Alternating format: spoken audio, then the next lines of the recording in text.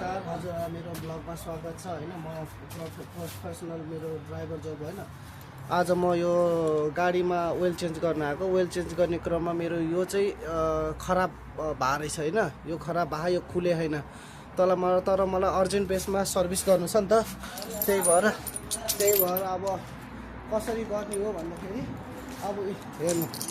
ए oil तान्नु oil यहाँबाट sir यसरी तान्दै छ बुझ्नुभयो के टेक्नोलोजी हो मलाई त थाहा छैन तर चेक गर्नु पुरा ओइल यसरी तान्ने रहेछ यो चाहिँ हजुरहरूको लागि एउटा टेस्ट हुनसक्छ कुनै केसमा हजुरहरूको समस्या आयो भने यसरी गर्नु होला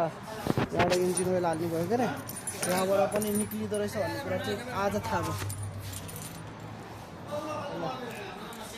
अलासाको बेस्ट सर्भिस सेंटर मुदिर बेस्ट सर्भिस प्रोवाइडर इंत कुल्लू जेत बदल कुल्लू लुक चेक